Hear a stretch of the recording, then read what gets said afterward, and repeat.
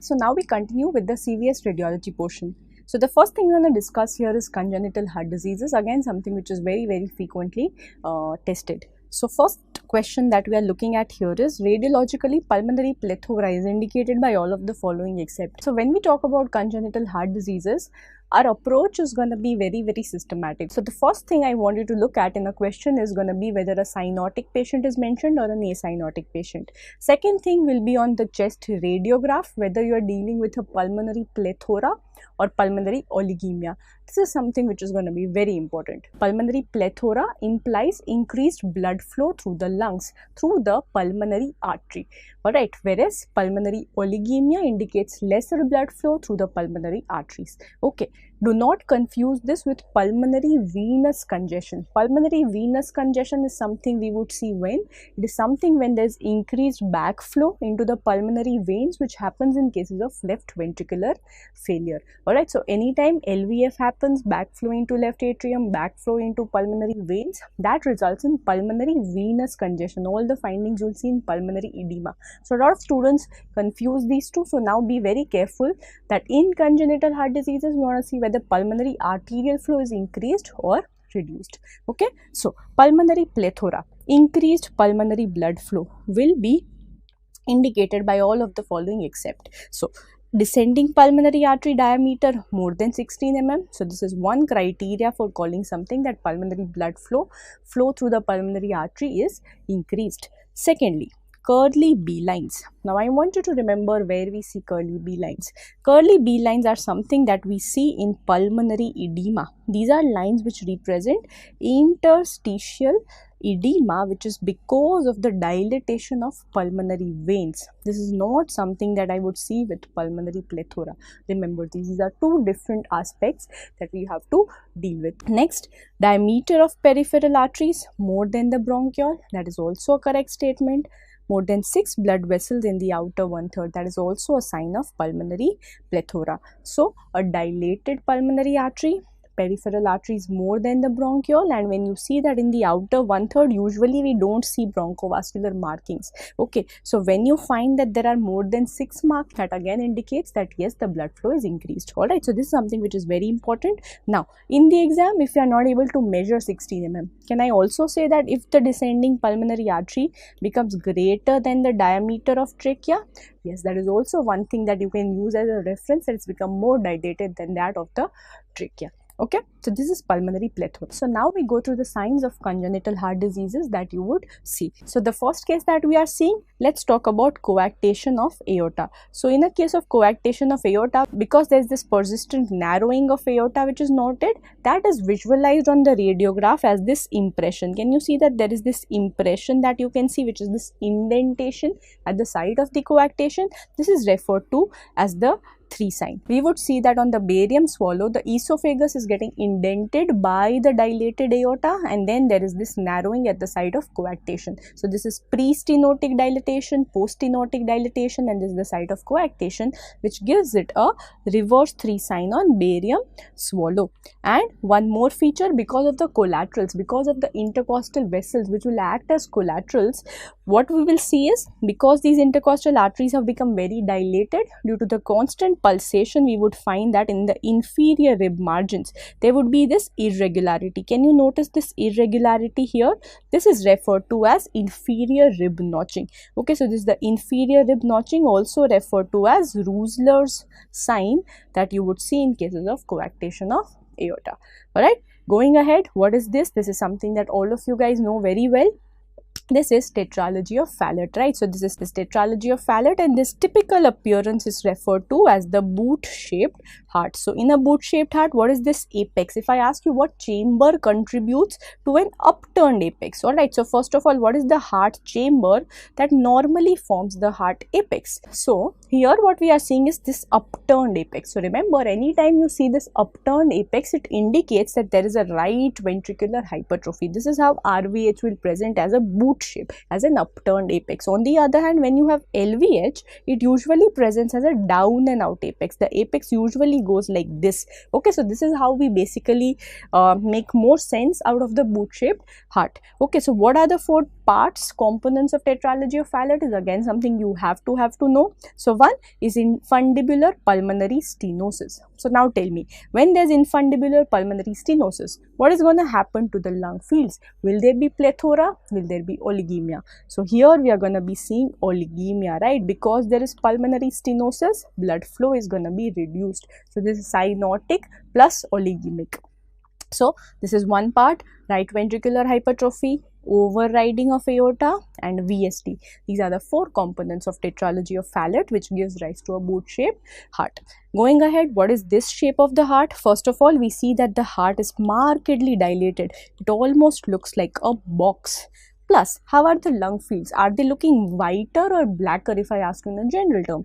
They are appearing blacker, means that there is definite oligemia that we are seeing, right? So, oligemia plus a very dilated heart, which is box shaped heart. This is suggestive of Epstein's anomaly, right? So, this is Epstein's anomaly that we are seeing here, which frequently results because of maternal lithium intake, right? This is again something that has been tested very frequently.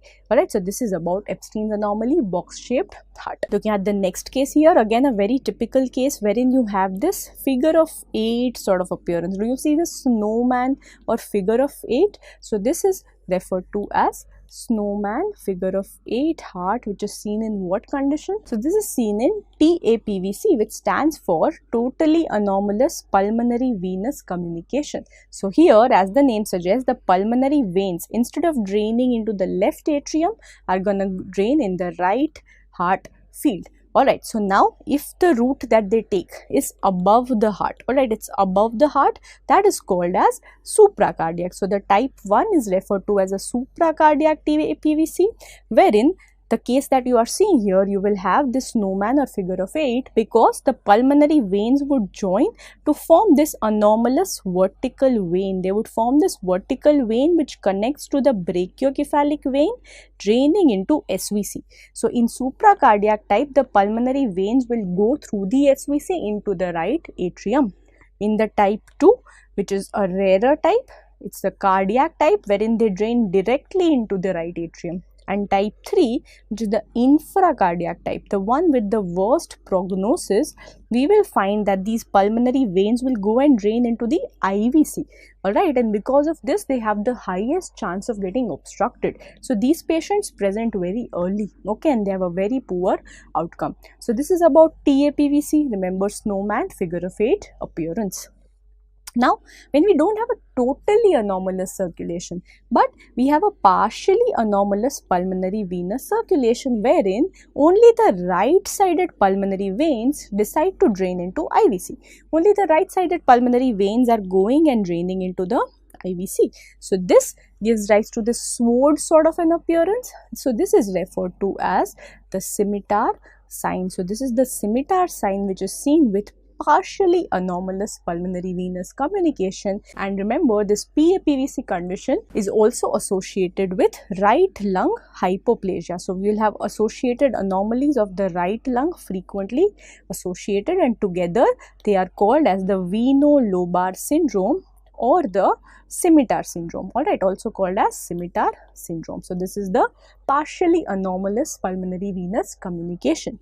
Going ahead, what do we see? First of all, again you are finding that cardiomegaly is there, superior mediastinum is very narrow, and basically the lung fields, are they plethoric or oligemic? So they are quite wide, right? Can you see a lot of bronchovascular markings? So this is suggestive of plethora with a cardiomegaly which has a shape like there is an egg which is being held by a narrow string from above. So this is called the egg on string sign. So this is the egg on string sign with a pulmonary plethora that is seen with TGA. TGA stands for transposition of great arteries. So what happens here? If this is the RA, this is the LA, and this is the RV, this is the LV. basically the pulmonary artery will originate from? So we'll find that the aorta anomalously arises from the right ventricle and pulmonary artery anomalously arises from the pulmonary artery. That is why there is this complete transposition of great vessels, and remember, this is always dependent on some sort of a septum. Alright, so this will always need a septal defect in order for the child to survive. Okay, so this is about transposition of great arteries, egg on string, pulmonary plethora. Going ahead to this kind of an appearance, wherein again we are having this sort of a left ventricular apex. Can you see how the heart is now down and out? This has been referred to as a sitting duck sign. So remember, this sort of a sitting duck sign is seen with what congenital heart disease? It is persistent truncus arteriosus. Alright, so persistent truncus arteriosus, we would see the sitting duck sign. Alright, so now just to summarize, apart from this, there are a few lesser known signs which haven't been tested very frequently. There's something called as Hyler dance that we see on fluoroscopy. So here what we would see is basically that because in a case of atrial septal defect, the pulmonary arteries are getting a lot of blood flow, right? So from the LA to the RA to the RV to pulmonary artery, there's a lot of blood which is going. So that is why we would find that the hilum is bounding. Alright, it's pulsating very strongly, which is called as the Hyler dance. So this is seen in the case of atrial septal defect. What about the gooseneck deformity? Again, this is something that we don't really see in practice. So this is an appearance that is given on a ventriculography. When you do an invasive ventriculography, you would see this narrowing at the level of the outflow tracts, which is called as a gooseneck deformity. This is seen with endocardial cushion defect. So what you would have is a atrioventricular septal defect, and this is frequently associated with Down syndrome, right? So remember, its association with Down syndrome. So this is the gooseneck deformity. So now just to confirm that our one-liners are in place, identify the correct pair. So sitting duct sign seen with tricuspid atresia? No, it was seen with persistent truncus arteriosus, right? So that is where it's seen. Gooseneck deformity is seen with ventricular septal defect? No, it is seen with AVS, the atrioventricular or endocardial cushion defect. Hyler dance with AST? This is correct.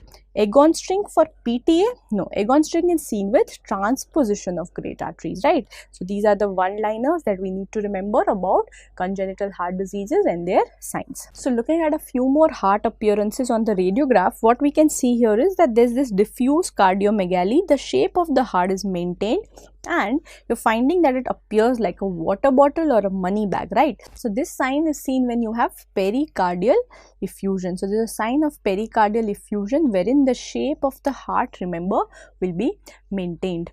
Going ahead to the next sign. So when we do the same sign on a lateral radiograph, alright, so when we look at the same pathology on a lateral radiograph, what we are going to find is this Oreo cookie sign.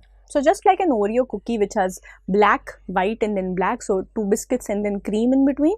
So somebody with a very good imagination thought of this and saw that here, that you have this black line which represents the epicardial fat pad, you have this outer here which represents the pericardial fat pad, and in between you have a white stripe of fluid. So remember, you know on radiograph that fat is more darker or fat is more loosened than fluid, right? So the black stripes that you are seeing are the fat layers, and in between you have the fluid, hence the name Oreo cookie sign on a lateral radiograph. Okay, going ahead to this question and this pathology, we have a 45-year-old male with easy fatigability and abdominal and lower limb swelling. What is the diagnosis?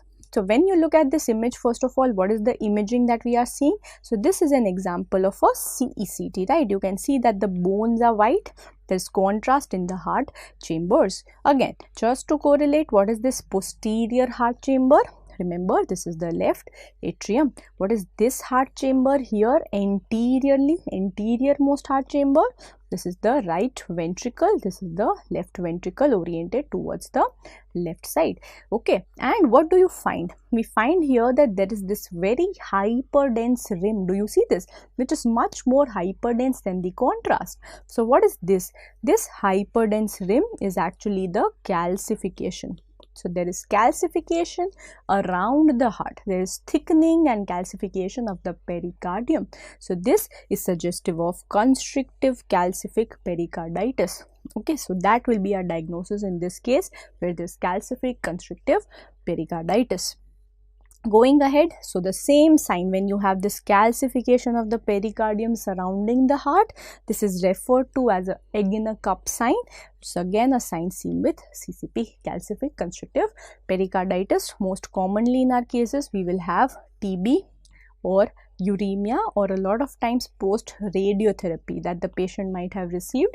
You can see this sort of a appearance. Going ahead to the next pathology here, where we want to discuss a very important aspect, which is pulmonary edema. So when you have left ventricular failure and you have congestion which backflows into the left atrium and through them into the pulmonary veins, what are the changes that we will see? What are the changes of cardiogenic pulmonary edema? Alright, so first of all, increased heart size, because the underlying pathology is that of the heart. What you would find is, because the pulmonary veins are now getting a lot of blood, right? So normally the pulmonary veins of the lower lobes are what gets the maximum blood because of gravity. So we would find that on the radiograph, pulmonary veins of the lower lobe are seen, but never the pulmonary veins of the upper lobe. Alright, so the pulmonary veins of upper lobe are not visualized on a normal radiograph. But when I find that there is this redistribution, now the upper lobe veins are also very prominent, this becomes the earliest sign that I can see in a case of cardiogenic pulmonary edema. Slowly, I am going to see these curly B lines. Then we would find that the lungs are starting to become opaque, which is referred to as pulmonary edema per se.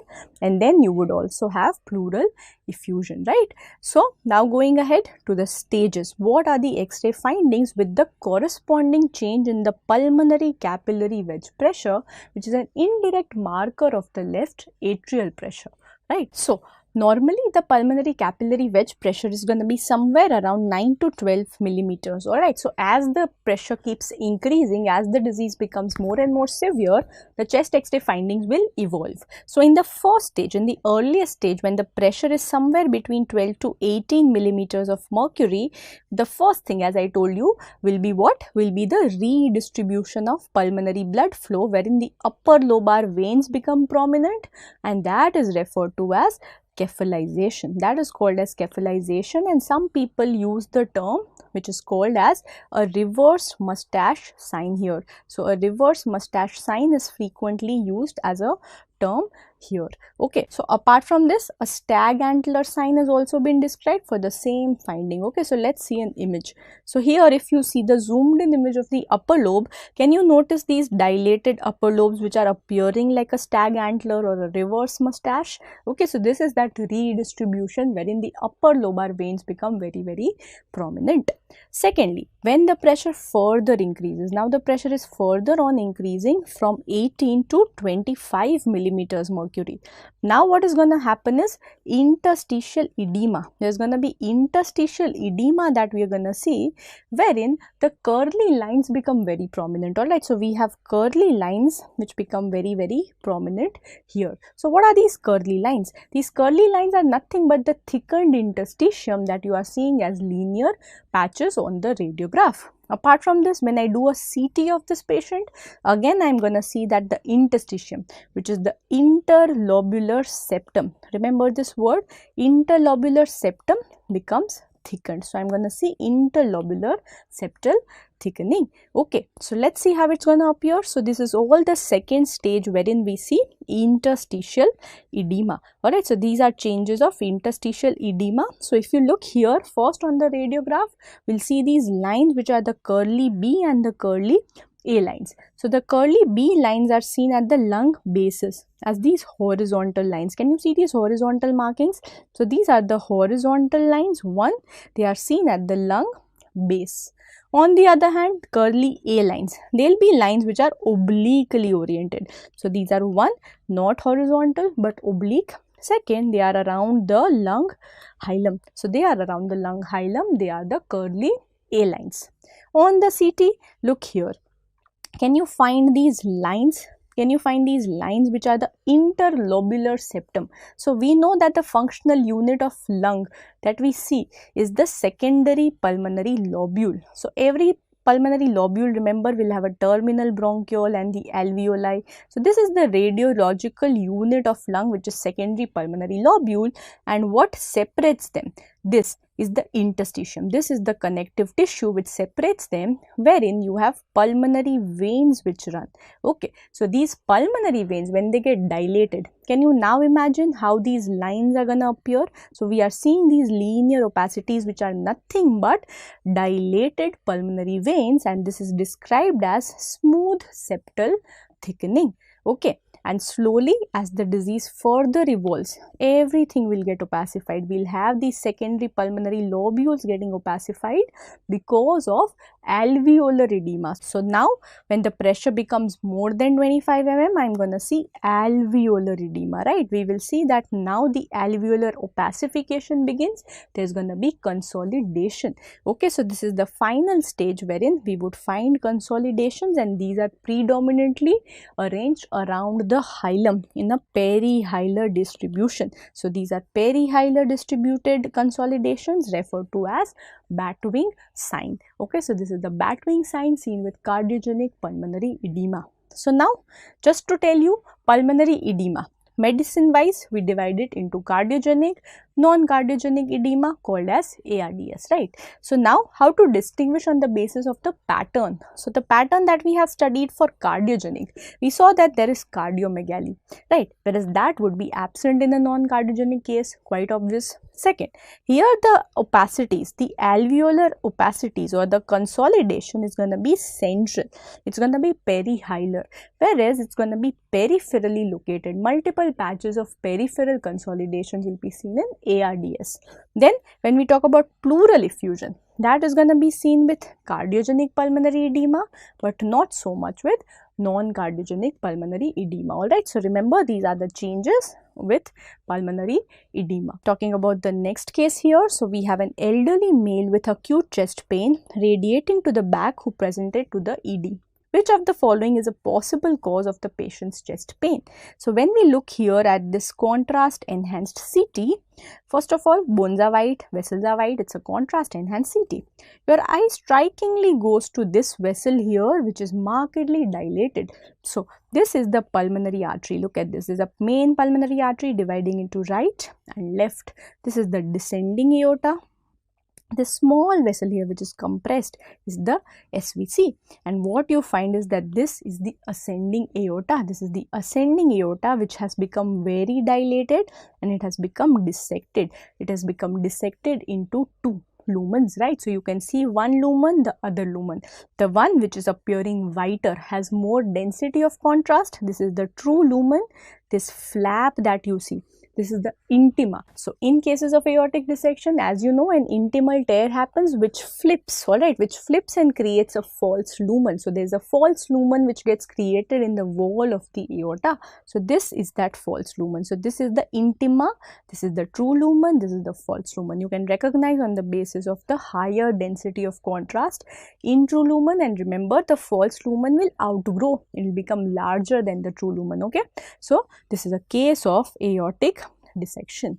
We divide it surgically on the basis of two classifications. One is Stanford, one is DeBakey. So according to Stanford, you have two, Stanford A and Stanford B. Quite simply, A is anything wherein ascending aorta, A for ascending aorta gets involved, whereas B is anywhere ascending aorta is not involved, only the descending aorta, right? So as you can see in the schematic, DeBakey has classified into 1, 2, 3 types, wherein in type 1 you can see that ascending plus descending is involved. Type 2 you have only ascending, and type 3 you have only descending aorta. Now management wise, Stanford A is going to be more useful, wherein all Stanford A dissections will get managed with surgery, emergent surgery. The Stanford B can be managed with medical management if no other complications are there. So now when we talk about investigation of choice for aortic dissection, always be very careful. Is the patient stable enough to get a CT done? So if the patient is a stable patient, the best investigation is going to be a CT, angiography, right? We'll go ahead with a CT angiography, look at the dissection flap. Now, if I tell you patient is too sick to be shifted for CT also, any bedside investigation that we can do to see whether ascending aorta is involved or not, because that is our priority, right? So, we can do a transesophageal echocardiogram. Remember, we can do an echocardiograph and again delineate the intimal flap, okay? So, this is about aortic dissection. What about this pathology? So, here you can see that this is again an example of a contrast enhanced CT. This is a Doppler image and this is again a contrast enhanced CT. So, what are we seeing? First, let's focus our attention on the CT. And at the level of the abdomen, you find that this is the aorta and it's grossly dilated. It's much more dilated than its normal size, and you see this thick wall surrounding it, which is suggestive of atherosclerosis. So, this is actually an abdominal aortic aneurysm. Okay, so this is an abdominal aortic aneurysm, and when you do a Doppler, any aneurysm will show you this sign which is referred to as yin and yang sign. Alright, so any aneurysm or pseudo aneurysm, because the blood is flowing within the aneurysm. If this is the aneurysm, the blood is constantly moving around in circles, right? So, when we evaluate this with a probe, you will find that in one area, blood is towards the probe, in one area, blood is away from the probe. So, that is why you will have red for towards the probe and blue for away from the probe. So, that is why you see this yin and yang sign. Yin and yang, as you know, is a Chinese philosophy which tells you that good and bad go together, like everything in life is a mixture, and that is what you are seeing in this Doppler sign, red and blue together. Okay, so this is the yin and yang sign that you see with any aneurysm. And what are the danger signs? So, when you look at the imaging, this is one of the very big danger signs. When you find that now the lumen is not so symmetrical and regular as you are seeing here, right? This is the lumen, and then I'm finding that there's this large hematoma which is grown, which is containing it, which is draping the aorta. So, this is actually suggestive of a contained rupture. That aortic rupture, aneurysmal rupture has already happened, but the hematoma is creating a tamponade effect and containing it.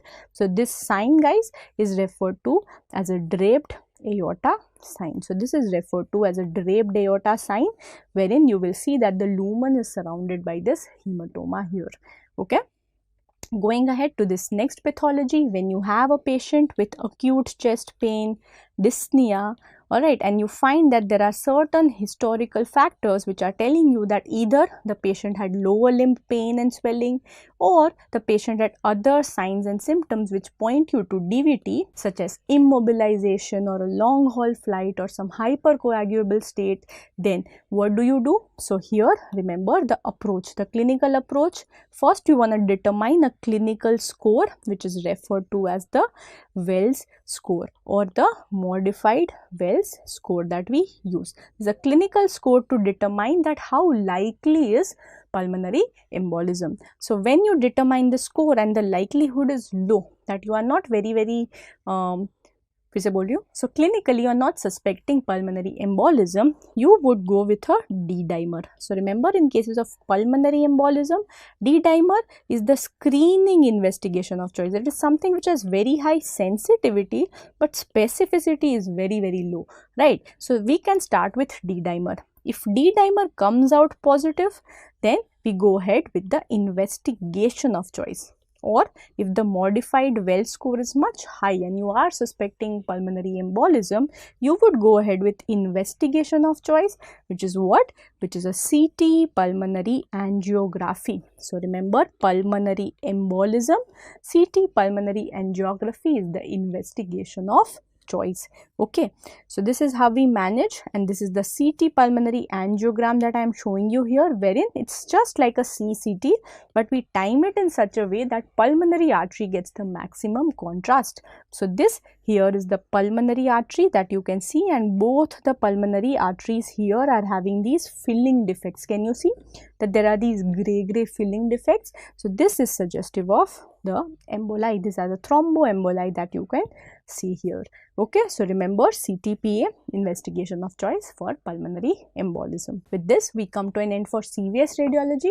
So now starting with the neuroradiology section. Here the most important topic that we'll be focusing on is head trauma, and you get always a certain question from the section of head trauma. So please pay particular attention to the first thing that we're going to discuss, which is head trauma and extra-axial blood collections. Before we jump into extra-axial blood collections, I just want to give you an overview about head trauma. So when we talk about head trauma, the thumb rules that we've already gone across, remember the investigation of choice and the initial investigation, the best investigation that you will have for any patient with head trauma is going to be a non-contrast CT. Alright, but there is one exception to this, wherein NCCT might underestimate the injury or might even be completely normal. But there is one condition in which NCCT might underestimate the injury or might be completely normal, and that is diffuse axonal injury. So remember, for DAI, our investigation of choice becomes MRI. Alright, so this is one thumb rule that I want you to know at the outset. We use various indication criteria such as Canadian head CT rule, Nexus rule, NICE guidelines. So there are a whole bunch of guidelines about when to do the non-contrast CT, like we have discussed in our head trauma section. So now starting with the appearances of what will be the various pathologies and how they appear. So starting with extra-axial blood collections, 2 question marks means it's been highly frequently repeated topic. Alright, so here the main difference we need to understand is between extradural hematoma and subdural hematoma. So here in this non-contrast CT that I am showing you, we have a rare patient wherein both the EDH and SDH can be noted in the same patient. So what are we seeing here? On the right side, there is a right extra-axial hyperdense hematoma. So when I say that it is hyperdense, it is whiter than the surrounding brain, it means that it is acute, right? So we are dealing with a case of acute hemorrhage because it is hyperdense. That is the first learning point. Second, how is the shape? So when you look at the shape, a biconvex shaped or a lens shaped hematoma. On the other hand, when you look at the left side, this is a crescentric hematoma, again which is hyperdense, means they are both acute hemorrhages, right? So first note the shape, but remember, do not rely solely on the shape. That is what I have seen a lot of students do, that they rely solely on the shape, and even if it goes a bit here and there, we don't know what to do, right? So now you have to first rely on the clinical background that's been given to you, wherein in the case of acute EDH, you would have significant trauma, underlying fracture is usually noted. The patient will tell you that he has something called as lucid interval, wherein he lost consciousness, regained it again, and now he has lost consciousness again. So that brief period of regainment of consciousness is referred to as lucid interval, which is a feature of EDH. On the other hand, in SDH, you will get a history of trivial trauma. Frequently in elderly, you will get the history that the patient had a fall in the bathroom. Alright, so you will have a relatively trivial trauma. What about the source? So here the source is arterial.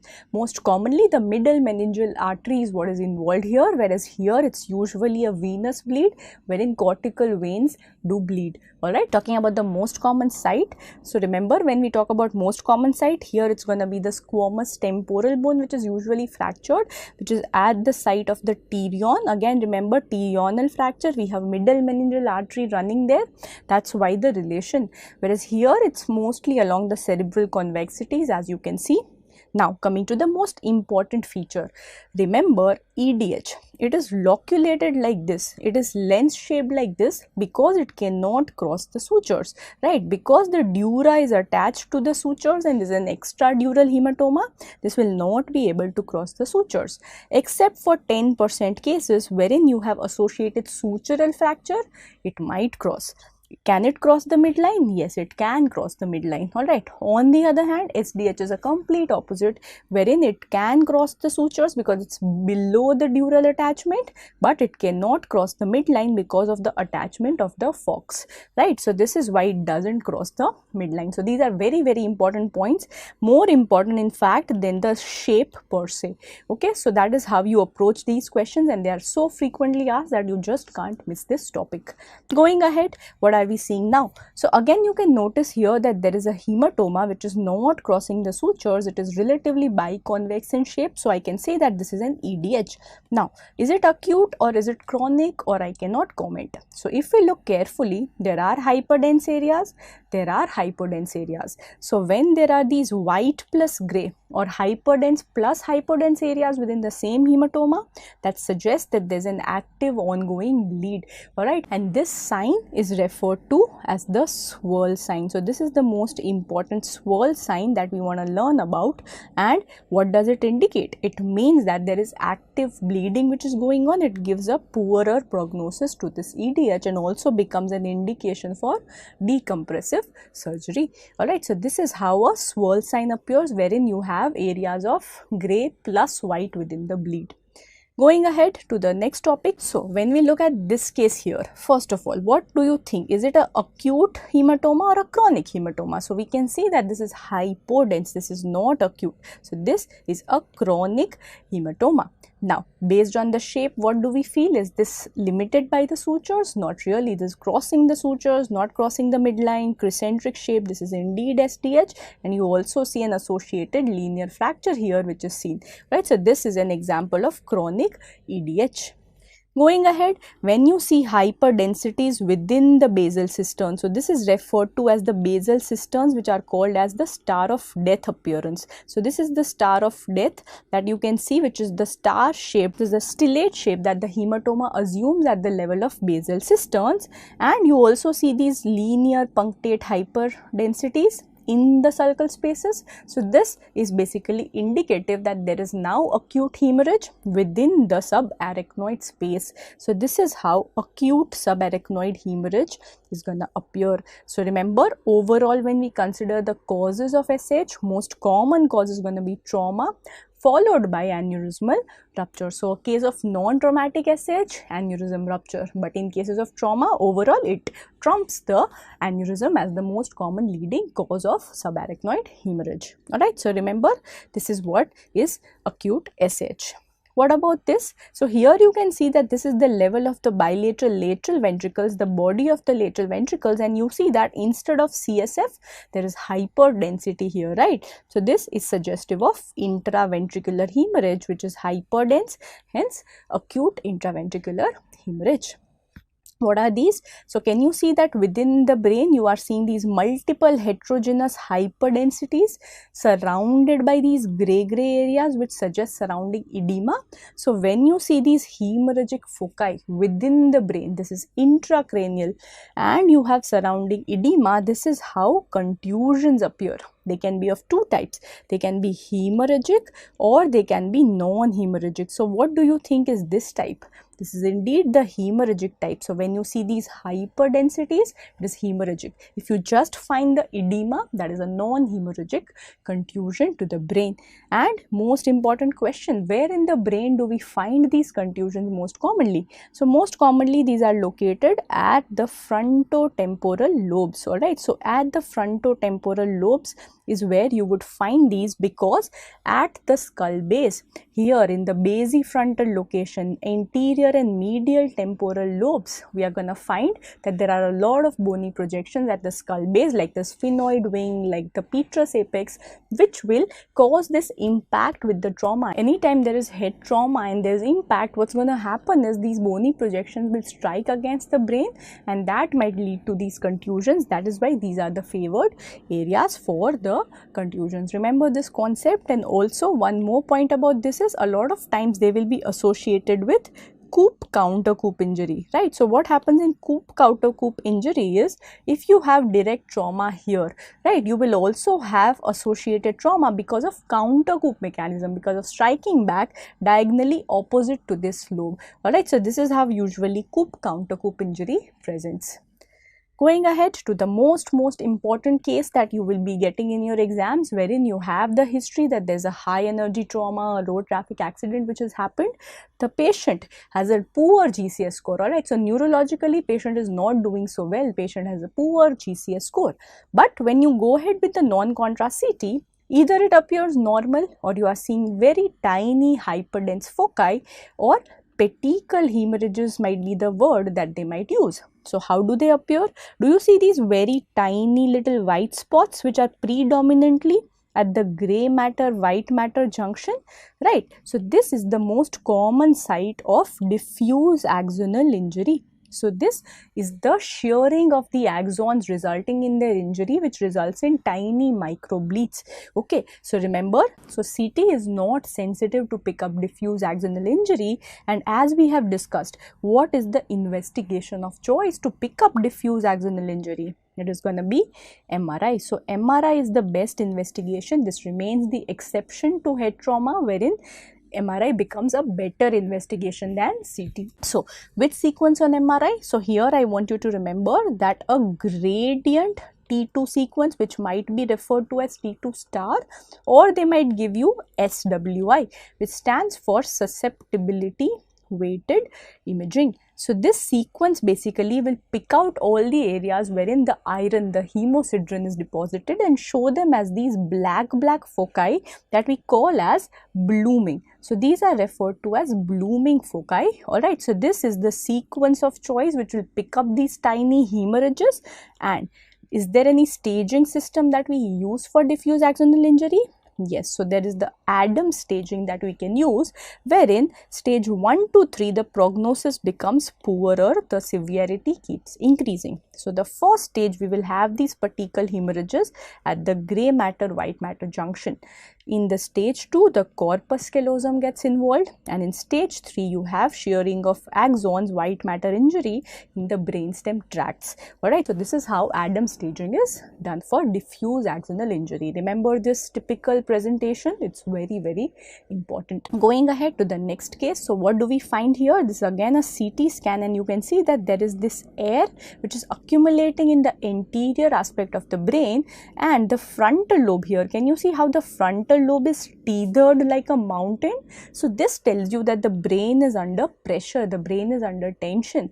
Alright, so based on this shape which looks like a mountain, it's been called as Mount Fuji sign because of these tethered cortical veins, and the diagnosis in this case is going to be tension pneumocephalus. So remember, pneumocephalus is frequently associated with sinus injury, right? So paranasal sinus getting injured or mastoid air cells getting injured, if they are fractured, there will be this air which is coming into the brain. So you always have to rule out these fractures in any case of pneumocephalus.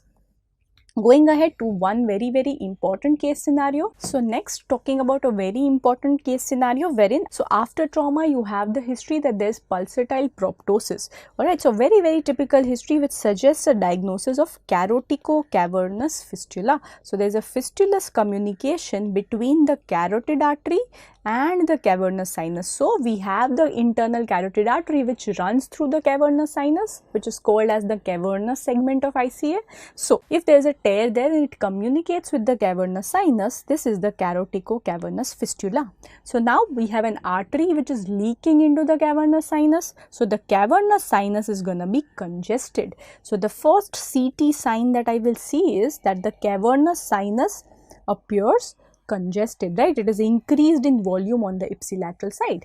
Now because it is getting too much arterial blood, it is going to send that blood across to its tributaries, which is the superior ophthalmic vein. So can you see here how in the right orbit you can see this dilated venous structure? So this is the dilated superior ophthalmic vein that you will see in the case of carotico-cavernous fistula on the CT. When I ask you what is the gold standard, remember the gold standard is going to be a digital subtraction angiography. So when we do a digital subtraction angiography, so this is the internal carotid artery, this is the cavernous segment, you will find that there is this leak, there is this leakage of the contrast into the cavernous sinus. Alright, so you would see the direct fistula, so it has the highest accuracy, plus it has therapeutic potential. Alright, so remember, it is the gold standard because we can put in a balloon here, we can put in a coil and block that tear, block that fistulous communication. Alright, so these are salient features of CCF that you need to remember. Now let's talk about brain tumors. In general, when I ask you about brain tumors, what is the investigation of choice? Remember, it is going to be contrast enhanced MRI as we have learned in our thumb rules, right? So it's going to be contrast enhanced MR. Now let's talk about the most important tumor. You need to know the imaging features too. So this happens to be the most common benign tumor in adults, right? So what is the most common benign tumor in adults? Talking about meningioma, right? So meningioma, the imaging features are going to be very important. So when we do a contrast enhanced MR, what do you see? You see a very hypervascular mass. So remember, it is going to show a lot of enhancement. Where is it located? Can you see that this is the fox cerebri and it's located along the fox? So it is going to be along the dura. So can I say that it is dural based? Yes. Then what is this very typical feature? Can you see how this mass has a dural tail? This is very important. So it extends along the dura because that is the origin, right? So meningiomas, remember, originate from the arachnoid cap cells. This is also a question that can be asked. So they arise from the arachnoid cap cells and they have this dural tail. These are the features you will find on MRI. Some more important features that you can find on CT. So we know that CT is better to pick up calcification. CT is better to look at bony changes, right? So here what do you find? This is a case of meningioma where you find that the bone is expanded. So CT feature is going to be hyperostosis when the bone is expanded. Secondly, you can also find calcification in a case of meningioma. When you go ahead and do a DSA, again you get a few questions. So on DSA, being very hypervascular, you will see a sunburst or a spoke wheel kind of pattern of enhancement of the vessels, and you would also find that the contrast comes in very early, goes very late, and this reminds us of a mother-in-law. So that is why this interesting name, where it is called mother-in-law phenomenon, wherein because of hypervascularity, contrast will come in very early in the arterial phase and it will be retained in the tumor. Alright, so it leaves very late. So this is the mother-in-law phenomenon. So these are all the possible questions that they can put up to you for meningioma. Going ahead to the next important tumor, what do we see here? So when you look at this MR here, can you notice this very heterogeneous mass here which has some hypo enhancing areas, some enhancing areas, and you find that it has this typical appearance called the ice cream cone appearance. So this is described as the ice cream cone sign. One more area where we see the ice cream cone sign, remember on a CT, a normal CT of the middle ear, you would find that between the malleus and incus, between the maleo-incudal joint, you have the ice cream cone appearance which gets formed.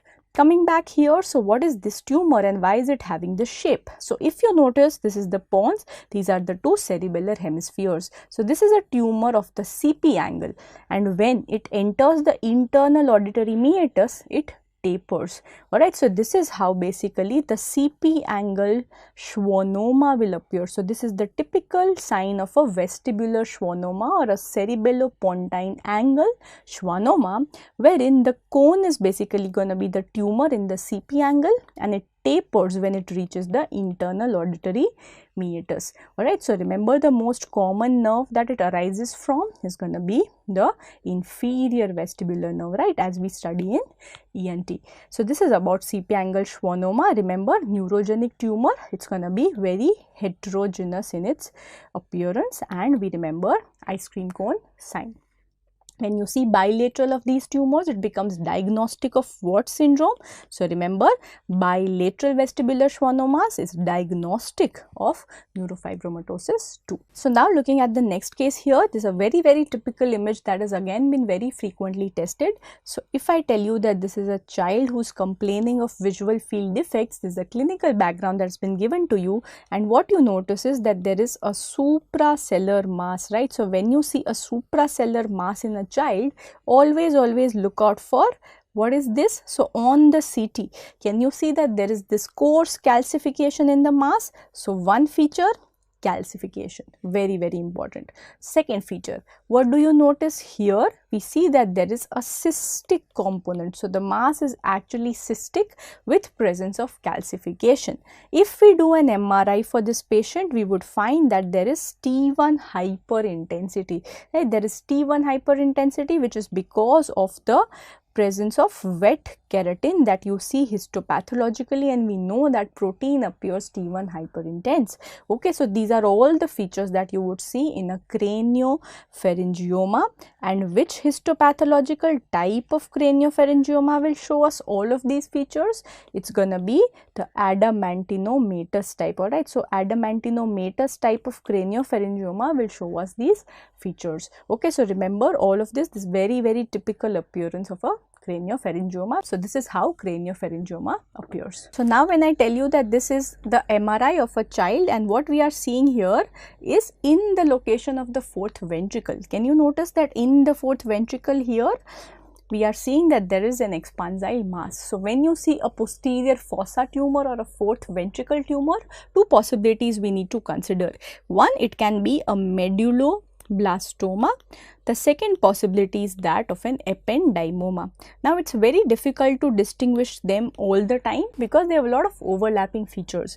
Both of them occur in the fourth ventricle, both of them occur in children, but there are a few clues that we can use to distinguish. So first, in the age group, remember medulloblastoma more common in the younger children in the first decade, whereas in the second decade ependymoma will have a higher predisposition. Apart from that, medulloblastoma, remember, will be slightly more homogeneous.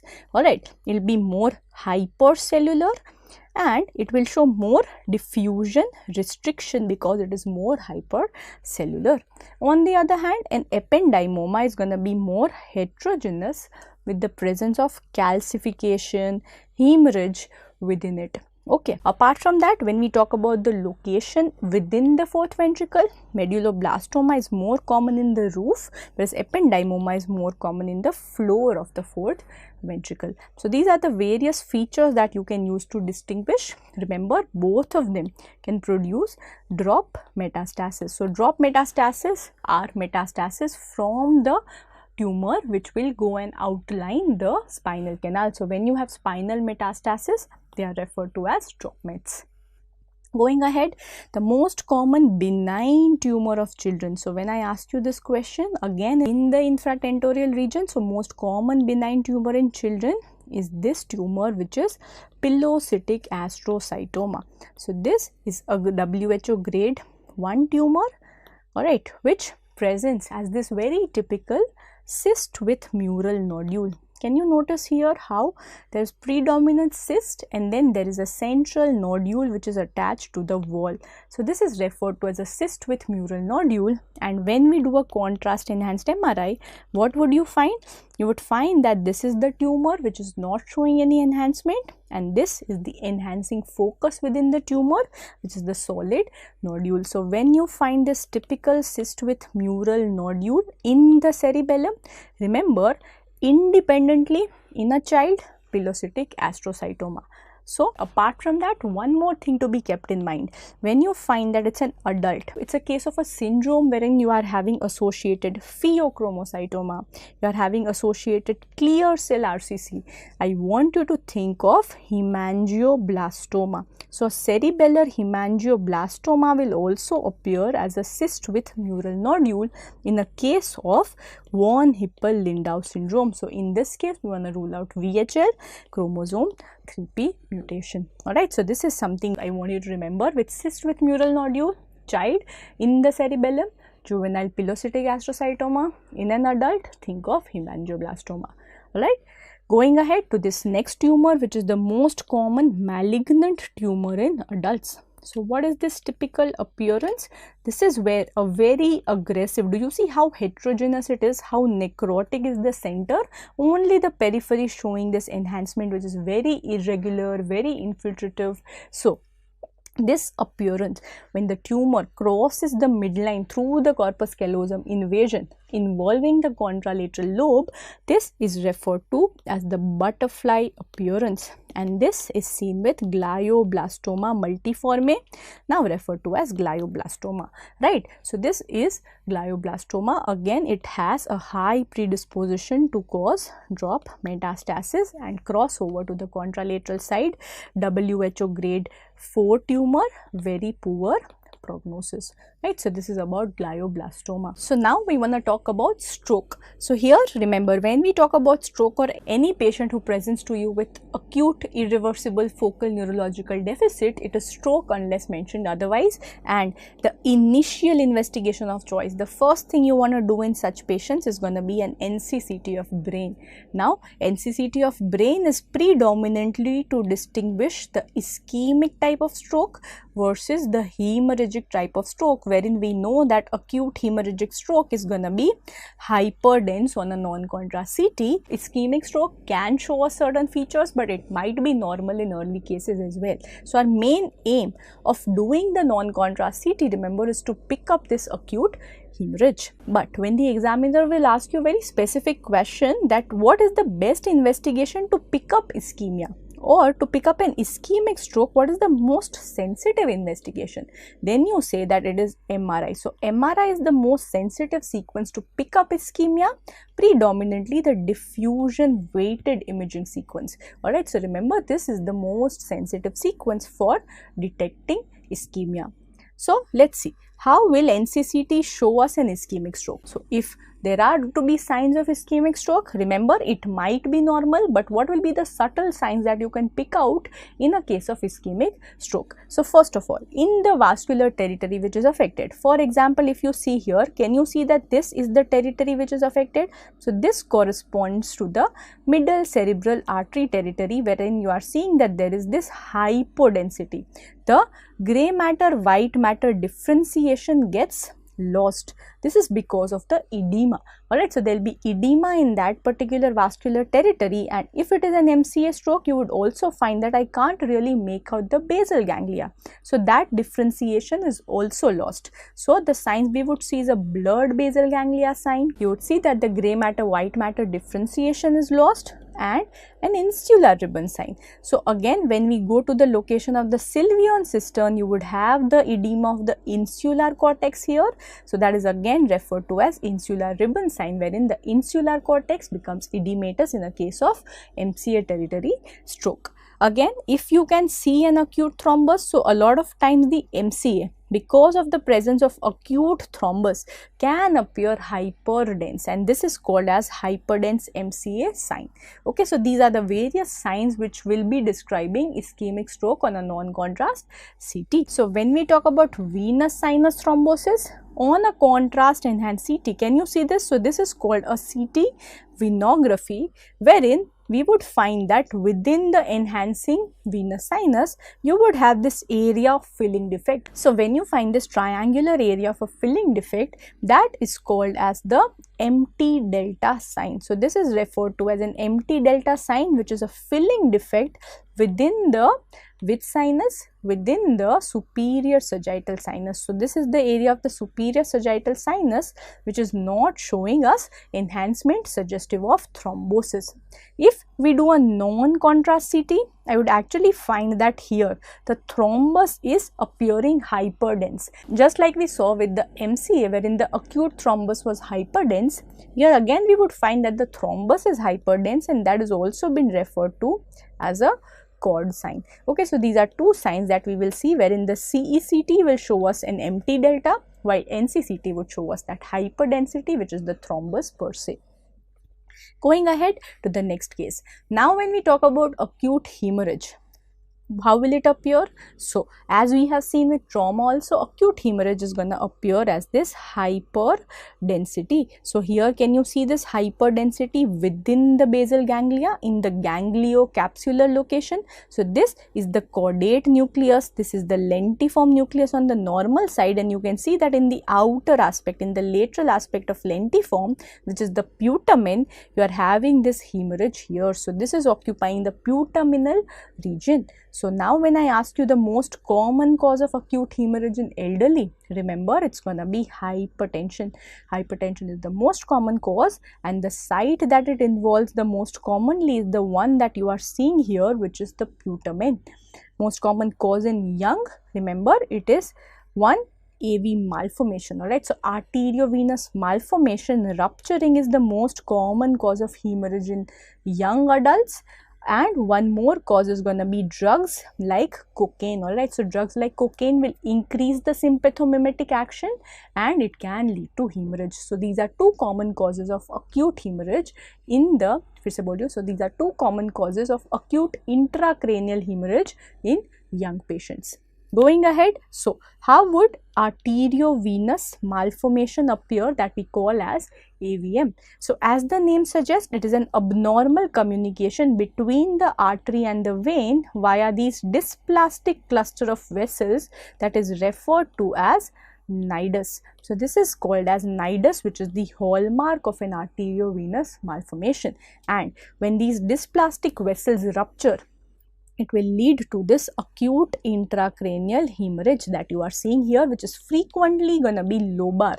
Alright, so unlike hypertensive hemorrhage, it won't be subcortical, but it will involve the cortex wherever we see the cluster of vessels. So when we go ahead with a CT angio, you would find that there is this abnormal nidus of vessels. You see this multiple cluster of vessels which are very abnormal. So this is how AV malformation will appear. Remember one additional point, that we use a Spetzler-Martin grading for this AV malformation, which involves the size of the AV malformation, the draining vein, and the type of brain area that it involves. So that is called as whether eloquent cortex is involved by the AVM or not. So depending on these, we give it a grade, which is Spetzler-Martin grading.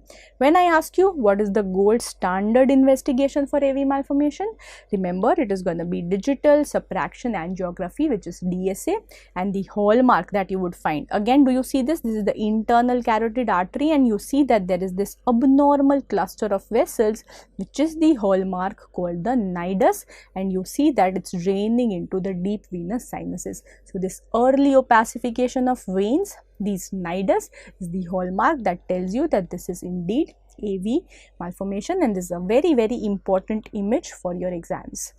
Going ahead to the next image. So now looking at this MRI image, this is a gradient image wherein, can you see this very hypointense heterogeneous sort of a lesion? This is called as the popcorn lesion of the brain. So remember, this is a popcorn lesion which is a cavernoma. Alright, so this is the cavernous angioma or a cavernoma, which is a vascular malformation of the brain. Alright, so this is cavernoma. When you get this typical history of a neonate who presents with a high output cardiac failure, and you hear the presence of an intracranial bruit, and this is the CT angio that has been provided to you, you find that there is this large venous structure, abnormally dilated vein that you are seeing, which is draining here into the straight sinus. This is basically the vein of Galen malformation. Alright, so this is very, very typical, multiple times asked question, vein of Galen malformation, which is actually the presence of an arteriovenous fistula. Alright, so this is actually a misnomer wherein it's not a malformation, there is no nidus, but congenitally. Alright, you would have an intracranial AV fistula between the arteries and the vein, and because of that, this vein of Galen becomes very, very dilated. Okay, so this is because of an intracranial AV fistula, and this is the dilated vein of Galen that you are seeing here. So remember this typical case scenario, this midline dilated vascular structure which gives you a bruit because of this fistulous communication between artery and vein. This is a vein of Galen malformation. What is this sign? So we are seeing a DSA image, and you can see here that this is the ICA, and here you can see that the ICA is completely replaced by these multiple collaterals which give it an appearance of a puff of smoke. So this is the puff of smoke sign, and the disease that we are discussing is indeed the Moya-Moya disease. So this is Moya-Moya disease, which shows us the puff of smoke sign. Staging system for this disease, remember, is going to be a Suzuki staging. So you can just remember that a Suzuki staging is used for this.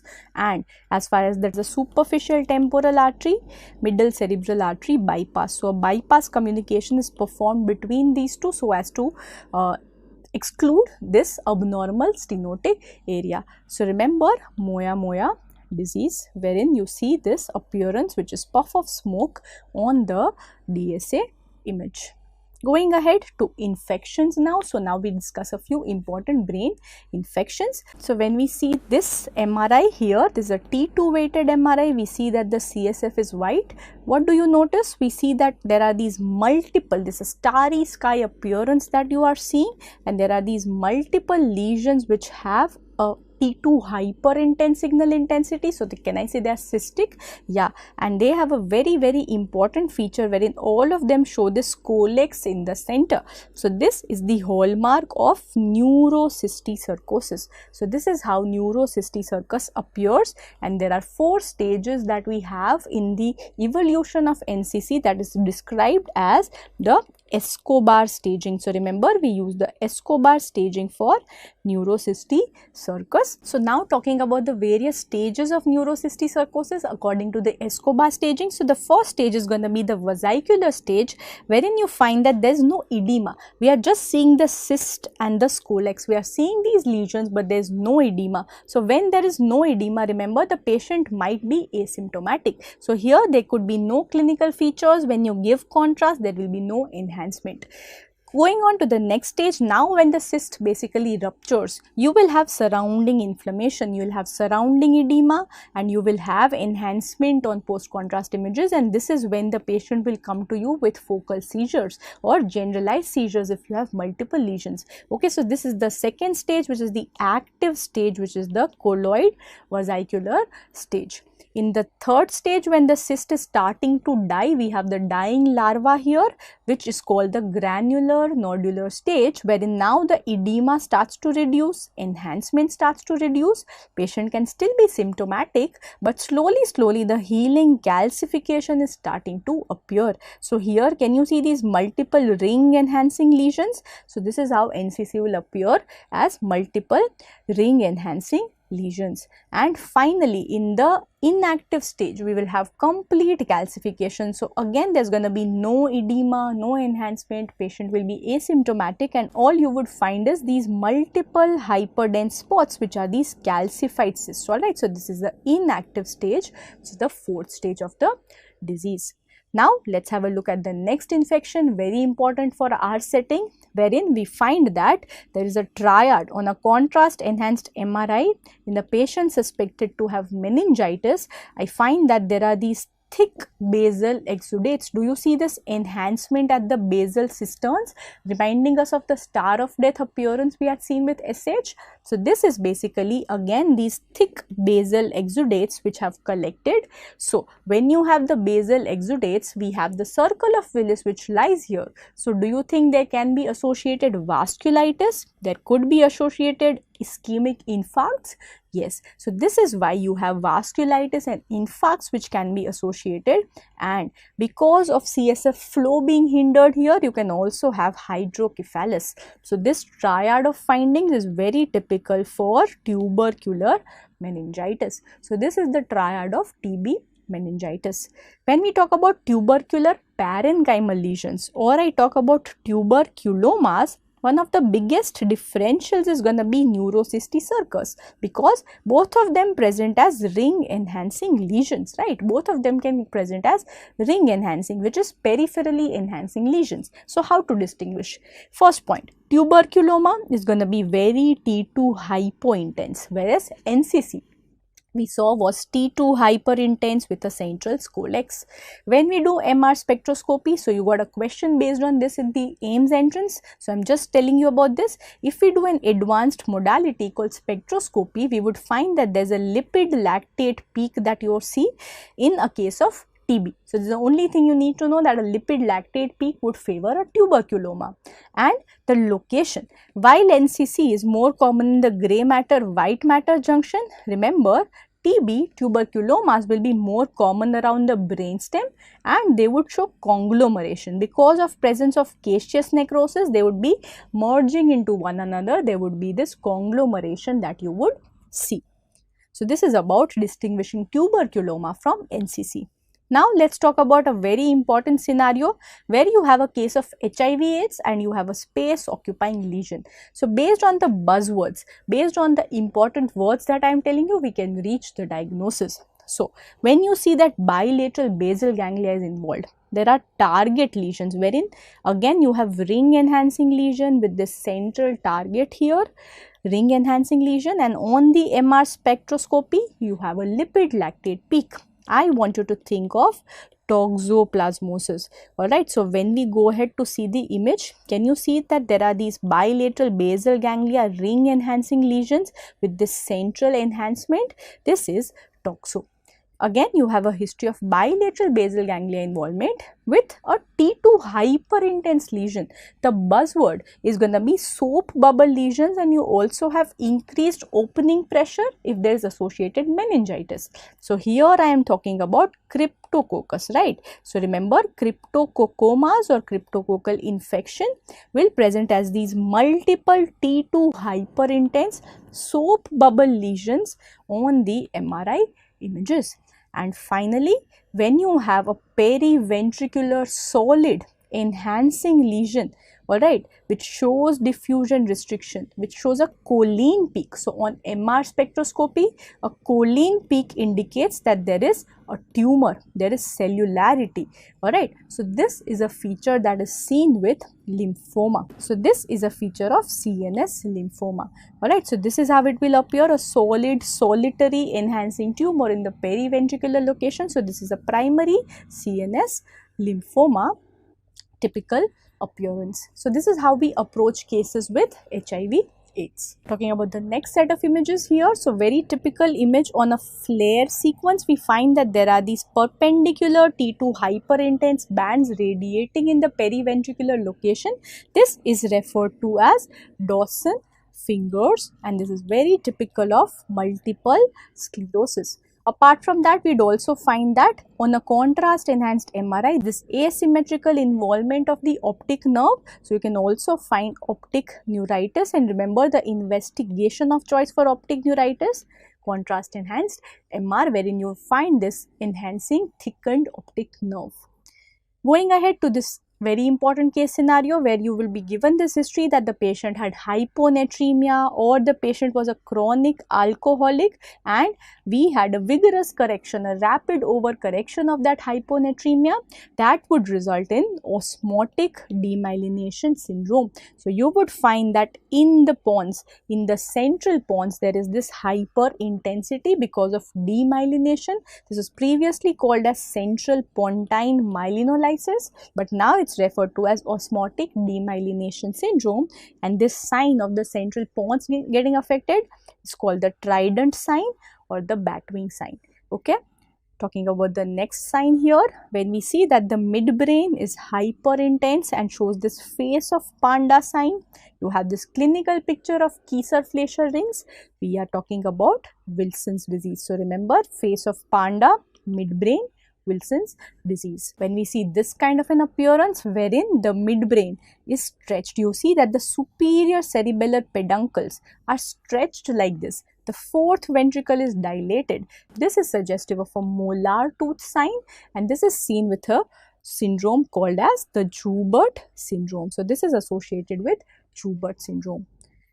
When we see this kind of an appearance of optic nerve wherein the optic nerve is seen separately, but there is an enhancing soft tissue around it, as you are seeing in the left orbit here, this is called as the tram track sign, and optic nerve is seen separately. So, the diagnosis here is going to be an optic nerve meningioma, and remember, optic nerve meningioma is associated with NF2, neurofibromatosis 2. So, I want you to remember for NF2, miss me is the mnemonic. So, we have multiple inherited 3 tumors, schwannoma, as we have seen the ice cream cone appearance, there can be meningiomas, there can be ependymomas. Alright, so all of these tumors are associated with NF2.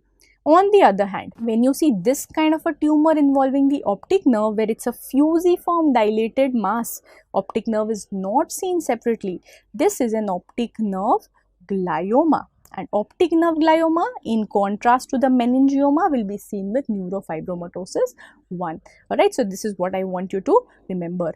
Finally, when we talk about not the optic nerve but the muscles, do you see how the extraocular muscles here, the medial rectus is expanded but the tendinous insertion is spared. So this appearance is called the Coca-Cola sign, and this is associated with thyroid ophthalmopathy. And remember, the order of appearance, involvement of the muscles can be remembered by I am slow, wherein the first muscle to be affected is inferior rectus, then middle rectus that you are seeing here, superior rectus, lateral rectus, and finally the obliques get affected the last. So this is how thyroid ophthalmopathy appears, giving rise to this Coca-Cola appearance. And one thing to remember here, if you don't have this tendinous sparing, one DD will be inflammatory pseudotumor. Alright, so inflammatory pseudotumor is one differential for eye muscles, extraocular muscles becoming bulky like this, but you won't have the typical Coca-Cola sign. So this was all about neuroradiology, a brief capsule of the most important topics that we have taken. So now continuing with the GI radiology portion. Let's start with the first image, which is very frequently repeated in the exams, which is that of a diverticulum which is being shown on a barium swallow image. Alright, so this is a barium swallow. You would be given the history that this is an older elderly male patient in his 50s, 60s who's complaining of recurrent regurgitation, halitosis. So what is the likely diagnosis? So now when we look at this is the cervical esophagus, and you can notice here that there is this outpouching. This is a posterior outpouching. You can see the vertebral bodies here, right? So we are seeing that it is posterior and it is a lateral outpouching. All right, so if we look at an AP projection, you would find that it's a lateral outpouching as well. So a posterolateral outpouching from the cervical esophagus. Remember, we are talking about Zenker's diverticulum, right? So you know that Zenker's diverticulum is a false diverticulum. This is not true. All the layers of the esophagus are not going to be herniating out. So this is a false diverticulum, and it occurs between the two parts of inferior constrictor, that is above the cricopharyngeus and below the thyropharyngeus. So if you notice here from the barium swallow, can I get an inkling of this same fact? Yes. So if you look here, this is the narrowest part. So this is the cricopharyngeus, and you are seeing that this is the outpouching above it. Alright. So this is the typical feature of Zenker's diverticulum: cervical, posterior, lateral, and it's a false diverticulum. In contrast, you have a Killian-Jameson's diverticulum, which is the polar opposite of Zenker's, wherein it occurs below the cricopharyngeus and enterolateral.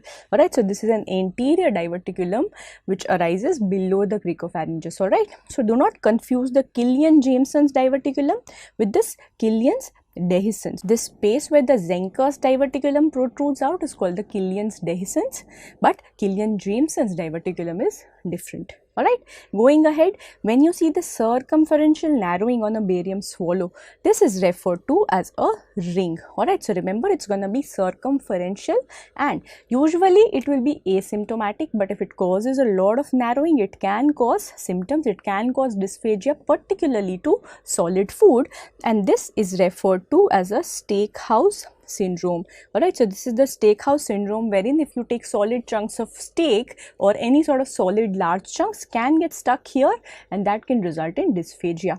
Alright, now there are two kinds of rings. One is the B ring, which occurs at the G junction, and the second one is the A ring, which occurs slightly proximal to it. Alright, so if you see this is a G junction, this is a Schatzky B ring, which is most common. Alright, and it's associated a lot of times with hiatal hernia. Alright, so it's associated with the protrusion of the G junction above the diaphragm, as you can see in this case where this is the diaphragm.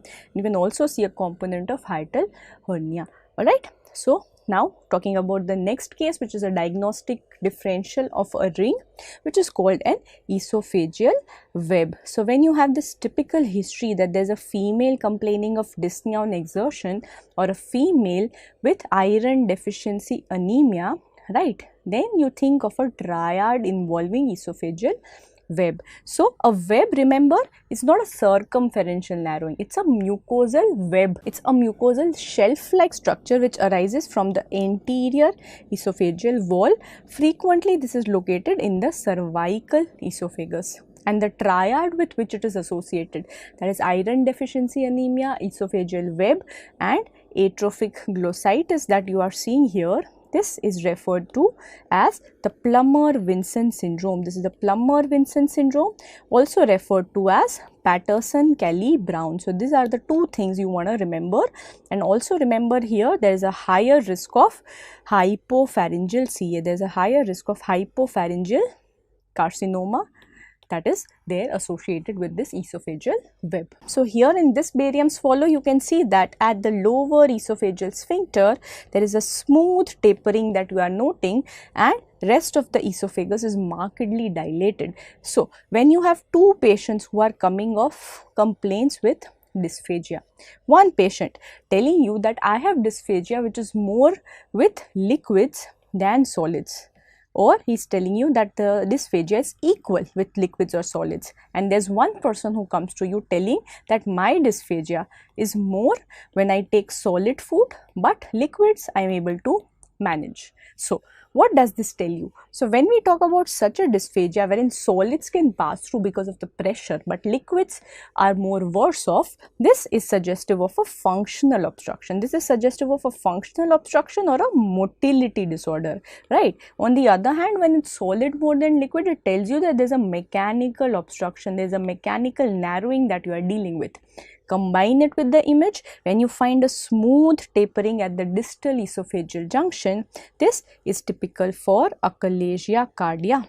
On the other hand, when you find that there is this irregularity, there is shouldering of the proximal esophagus, this is suggestive of carcinoma.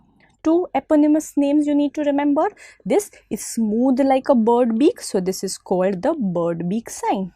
This is very irregular, likened to a rat's tail, so this is the famous rat tail sign, right? So this is how we approach these two very commonly asked questions. Going ahead, when you see this kind of an appearance wherein you are seeing a lot of contractions happening within the esophagus, assuming the shape of a corkscrew, this is suggestive of diffuse esophageal spasm, right? So this is diffuse esophageal spasm.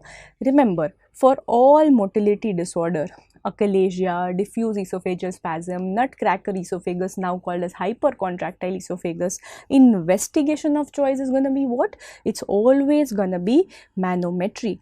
And also a better answer here would be a high resolution manometry, and the classification scheme is the Chicago classification that we use for the motility disorders. So this is the corkscrew sign. Going on to the next image, a 6-week-old baby presents to the ED with severe dehydration. Ultrasound is done and this shows the following.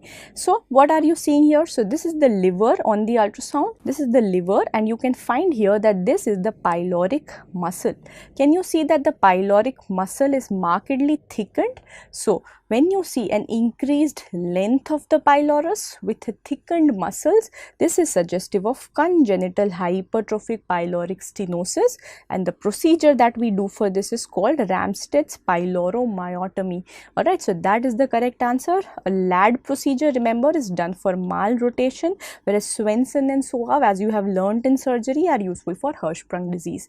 Okay, so now talking about CHPS or IHPS. So this is congenital or infantile hypertrophic pyloric stenosis, where the pylorus undergoes hypertrophy, the muscle, and so because of this, every time that the child feeds, he will have projectile non-bilious vomiting, right, because of gastric outlet obstruction. So this is the typical history that you will have. The child is always hungry, child is very malnutrition, very weak. Okay, and remember, investigation of choice to see this hypertrophic muscle is indeed the ultrasound that you are seeing in front of you.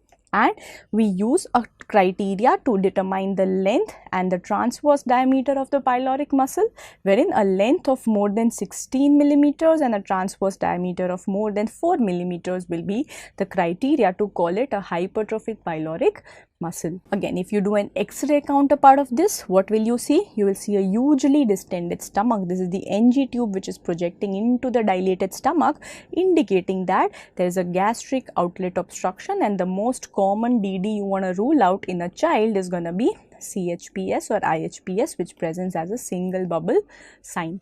Moving on to a few more bubbles, when you see a double bubble sign, that indicates that now this is the stomach and this is the proximal duodenum, which is dilated, and there's an obstruction here. So there are three causes that you want to remember for this, which are described as LAD. So remember, the most important one with D is going to be duodenal atresia. So when there is atresia of the duodenum, you'll have this upper obstruction, which is very commonly associated with Down syndrome, remember.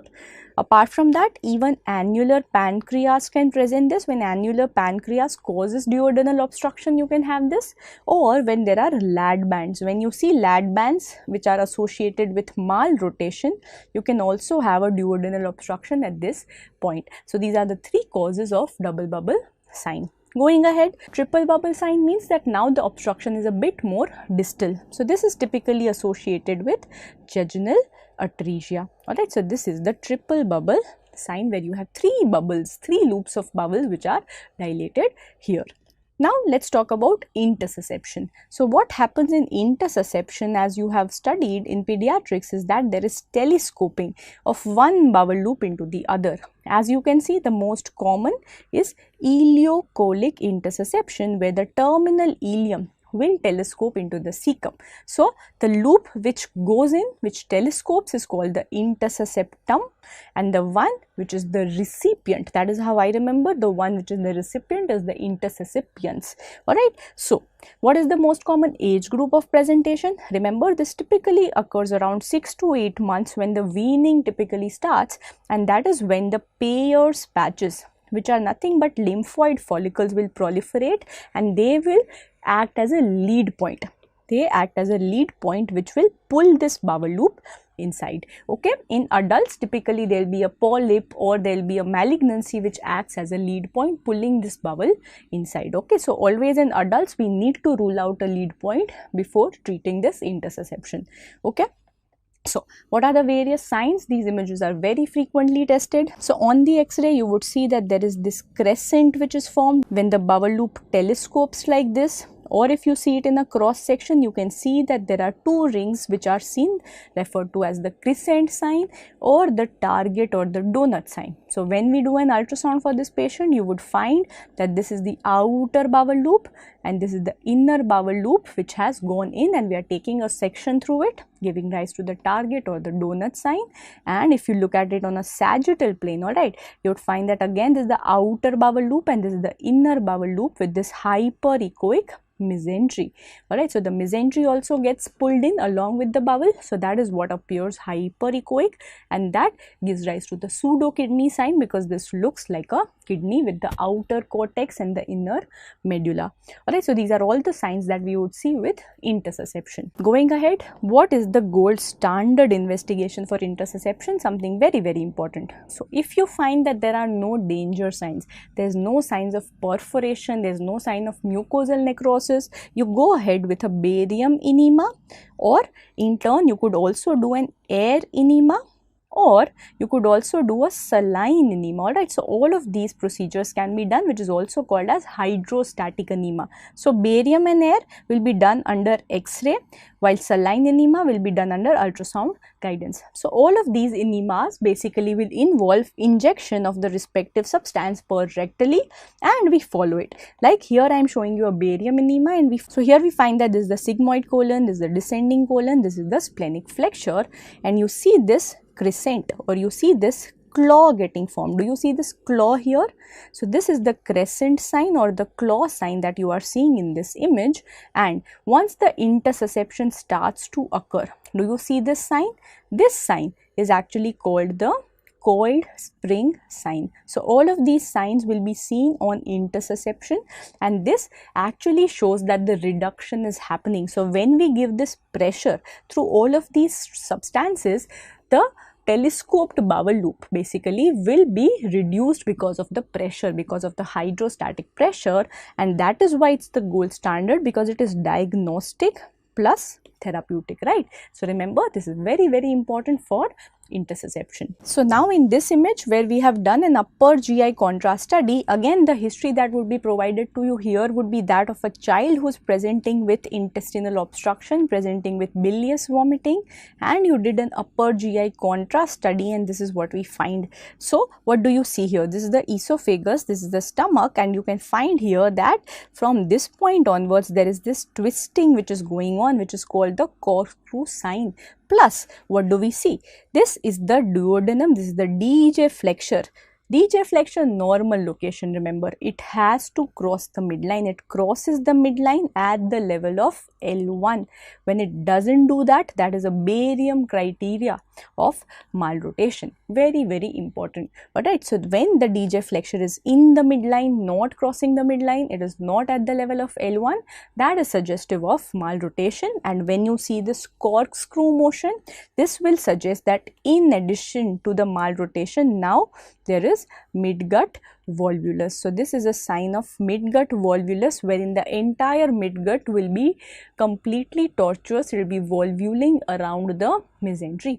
Alright, so this is a sign of midgut volvulus. Again, if you want to see the CCT counterpart of it, can you see how the mesenteric vessels are swirling around like this? On the Doppler also, can you see the swirling of the mesenteric vessels? So this is again referred to as the whirlpool sign, that is a sign of midgut volvulus. Going ahead, what is this image? So a newborn with failure to pass stools for 48 hours, barium enema image is shown. What is the diagnosis? So on this lateral image of the pelvis, can you see here that this is the rectum and this is the dilated sigmoid colon. So what we find is that there is a definite transition zone, right? So till here it is narrow and then it becomes distended. This is very typical for Hirschsprung disease. So let's discuss. So this is the narrow rectum and this is the dilated sigmoid colon. Normally, when we talk about recto-sigmoid ratio, remember rectum is the most dilated portion in our GI tract. Okay, so this ratio normally always has to be more than 1. If I find that rectum is narrow and sigmoid colon is more dilated, the ratio goes less than 1, which is a feature of Hirschsprung disease. And the second feature that we discussed is transition zone, that we'll see, wherein the bowel loop goes from an undilated state to a dilated state at one particular point, which is the transition zone, which marks that it is this segment actually which does not have the ganglion cells. So in Hirschsprung disease, what we have is that the neural crest cells have a failure to migrate. So there are no ganglions here, resulting in a functional obstruction. That is why there is no peristalsis here, there is no movement here. So there is a state of obstruction here, and as a result the proximal bowel loop dilates. So keep in mind that the dilated bowel loop here is actually having normal ganglion. It's the narrow part that you're seeing here which is aganglionic, right? So remember this is Hirschsprung disease, transition zone, recto-sigmoid ratio reversal. Going ahead to this, what is this investigation? So when you see this inverted sort of an appearance, this is invertogram, and this is an investigation that is done in cases of anorectal malformation. Remember though that investigation of choice for anorectal malformation to evaluate what kind of an anomaly is there is going to be MRI, alright, but an initial good investigation to say whether it's a high ARM or a low ARM which changes the management would be invertogram, wherein we see that how high is this dilated bowel loop reaching up to with respect to a few lines, alright, and that is called as invertogram.